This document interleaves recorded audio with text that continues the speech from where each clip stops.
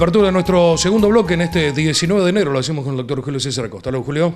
Hola, Ricardo, ¿qué tal? Muy bien, nosotros muy bien. Vamos a mostrar a la gente, y ahí acaban de entrar en pantalla, y lo vamos a escuchar.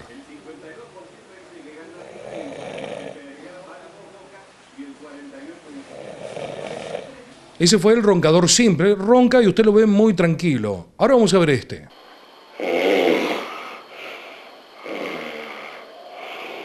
Este ya hace ruido y no está tan tranquilo. Ahora preste atención a este.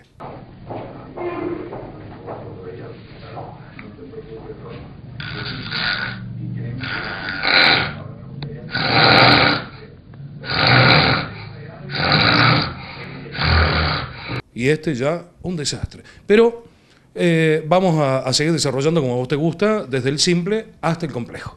Bien.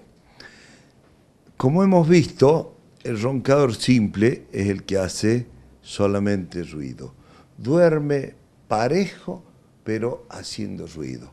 Al hacer ruido, no descansa porque están activadas las neuronas. Yo siempre digo que dormir con su propio ruido no es posible, porque no se descansa bien, no es descansar. Dormir con su propio ruido es como dormir al lado de un boliche, o dormir con un generador de luz, o de pronto con el martillo neumático en la vereda de tu departamento, de tu casa.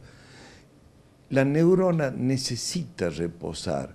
Por eso es que el paciente se levanta al otro día cansado, nervioso, irritable, idiota, incluso hasta alguno deprimido.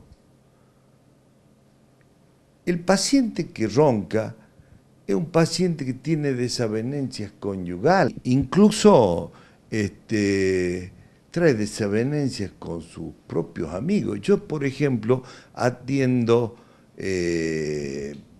pacientes que les gusta ir a pescar, por ejemplo, y que alquilan de pronto una cabaña y no pueden dormir los demás. Y paradójicamente duerme, aunque duerme mal, repito, el que ronca, y los demás no duermen, la mayoría de veces. Entonces hay desavenencia con sus amigos también. Hace poco un visitador médico me dice, yo cuando viajo a Buenos Aires tengo que parar con un colega y ya ahora evidentemente tenemos que ocupar dos habitaciones distintas porque evidentemente yo duermo y él no puede dormir. Una señora que hemos operado hace poco me dice, doctor, vengo a operarme porque mis nietos no quieren quedarse a dormir en casa porque no pueden dormir. A tal punto, fíjate vos, la magnitud del ronquido de esta mujer, que el vecino de al lado le golpea la pared y la reta para que deje de roncar. Entonces el doctor me dice, yo quiero que mis nietos me acompañen a dormir, que el vecino no me rete, no me golpee. Entonces solucioneme el problema. Felizmente la hemos operado y hemos solucionado el problema, no ronca. Ahora, lo preocupante es el paciente que hace la apnea obstructiva del sueño.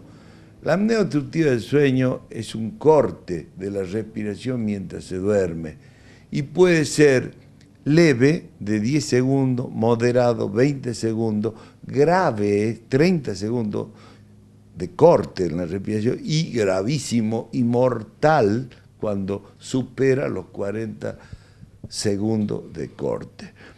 Bien, ese paciente, fíjate vos que antes se creía que ese que no se despertaba al otro día había muerto por muerte súbita, idiopática, síncope, paro cardiorrespiratorio, etc.